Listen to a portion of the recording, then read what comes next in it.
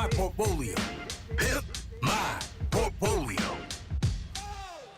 We have a community member on the line who has submitted their portfolio to be reviewed by our expert here in the studio. Today, our expert is none other than Luke Laretive. Luke, how are you? Boys, how are we? Very well, very well. Excited to have you back. We haven't had you for a while, so... Yes, been hiding, working, doing my actual job that people pay me to do, not on the phone, doing freebies for you two. On the phone, ready for a roasting, is our community member, Mitch. Mitch, how are you? Good, boys. Good to be on the phone with you.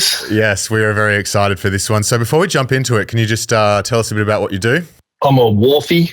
Don't hate me. The news articles are a bit pumped up, but I did start my working career at a brokerage firm, so I have a little previous knowledge. Love that. Good, Love that. Well, with that in mind, Ren, take us through Mitch's portfolio. So Mitch's portfolio has 5 ETFs and then a couple of other holdings, which we'll get to. But let's start with the big ETF holdings. Vanguard Aussie Shares, Vanguard Diversified High Growth together make up 50% of the portfolio. Then we've got HACK, the Global Cybersecurity ETF, iShares Global 100, and Vanguard All World ex-US. Then we've got the BetaShares Gold ETF, and then finally one individual stock holding, Fortescue. So, Luke, we always start with a nickname. What have you got for us today? Only because he asked me to be ruthless and whack him, so I've called it Basic Mitch. Okay. Oh, okay. Okay, yeah. And I like it. yeah, sorry, Mitch. No, it's actually, this isn't too, it's actually not too shabby. So, but we can go quickly. Like, you can niche off that cybersecurity trash. You don't need to own that shit. You don't need all this other stuff like VAS, VUU, IOO, any of that really either. You could just run like the VDHG and then maybe like VEU if you want to tilt more outside the US, which is kind of like our view at the moment. You want to sort of be, you don't want to like burn the US to, no US exposure, but like you want to sort of maybe tilt more to emerging markets, more to Europe, blah, blah, blah. So if you want to kind of replicate that a little bit in a sort of average way, you could do it with VDHG plus VEU. Yep. And then like whatever you want your gold allocation to be. I'd think about maybe, is that BetaShares Gold thing stock? Like, does it own companies or does it own just physical gold? I'm fairly certain it's companies, but I can't remember. I bought it 3 years ago. Yeah, okay. Look, I'd probably... It's physical gold. Physical gold. Okay, cool. It is physical gold, right? Yeah. Right, so like you could skin that 2 ways. You could probably either leave that as is and say, I want a 10% allocation to gold. I'm just happy to hold that long term as a sort of cash proxy sort of thing. And that's your thesis. Fine, makes sense. Yep. Or you could cut the exposure in half, give yourself more money to play with, buy some stocks and like get a beta adjusted kind of similar exposure, if that makes sense.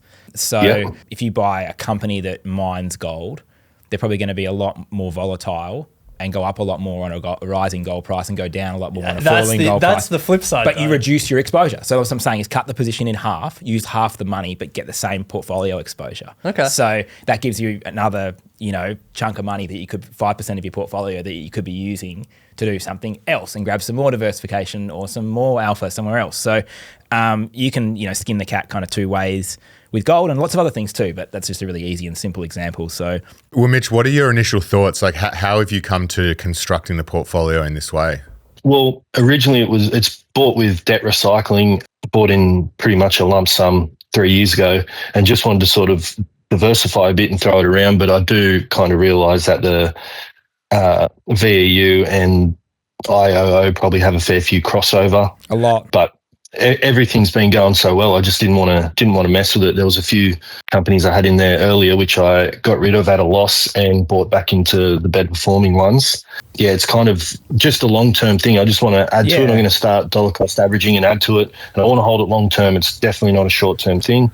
Yeah, man, I think in that, like, keep it simple then. You can just go like VDHG and then, if you want to do a bit of VEU on the side to tilt that more towards how we think the world's going to play out for the next 3, 4, 5 years. Or alternatively, which I'm always here trying to do, is instead of VUU, you could find a lovely active manager who specialises in emerging markets and can generate some alpha for you. Someone like have a guess who I'm going to say. Seneca Financial, maybe.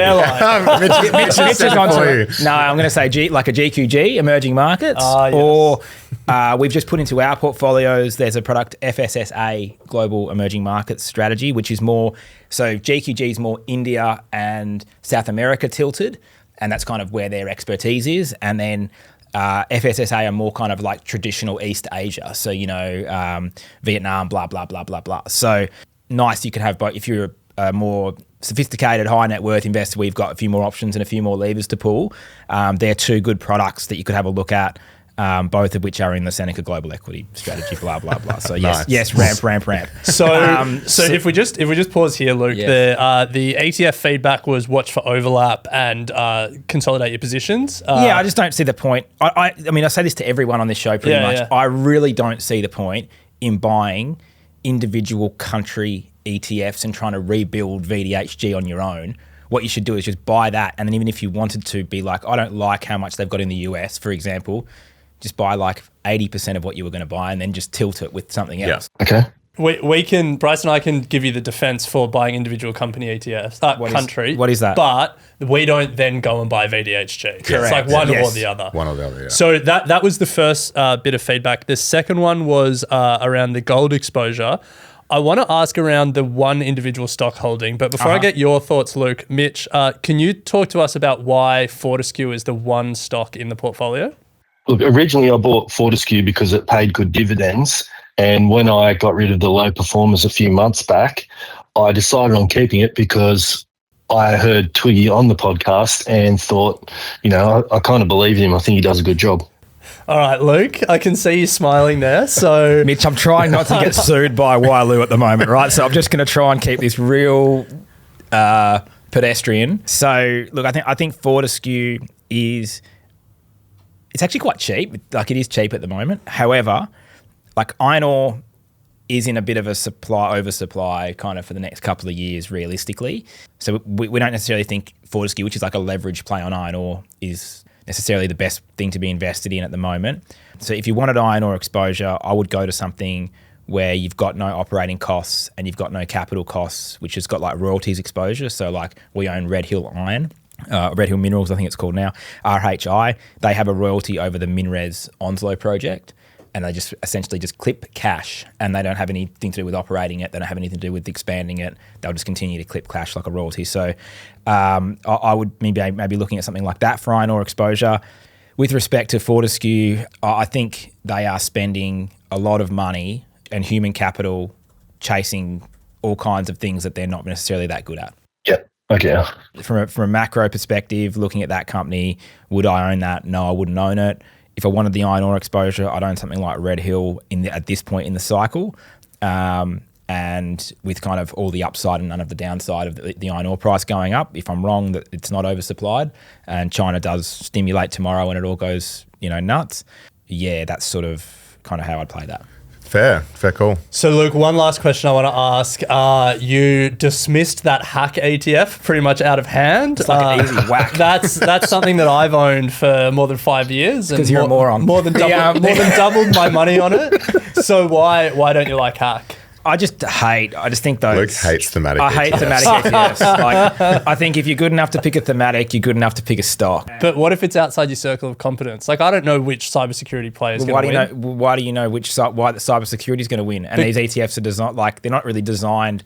I don't know what that one's like. I've never looked at it. Okay. But the point is that I just don't really get why any of these things are put together. Like, if you are going to be you should be dividing the world of investment into systematic investments and manager discretion investments. So there's systematic. ETFs are a type of systematic. They allocate based on market cap. Yeah. You also have other rules-based investors, lots of the hedge funds, quant strategies, blah, blah, blah. They're also systematic strategies. They just have different rules that apply to them. Or you have managers who choose investments and use their own discretion and are discretionary managers. So it's a bit like saying, you shouldn't have VDHG and have individual countries. I think by having these cooked up kind of ETF sectors that are hot and everyone gets on, it's just like momentum as a factor or whatever is driving these things. And they look great because they get made to look great with,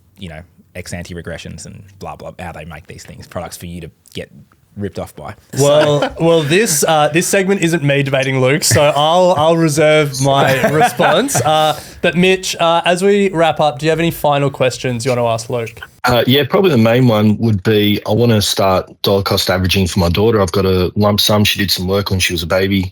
I want to start dollar cost averaging. Should I keep it simple, just a single ETF, something like that? Yes. What's my best bet?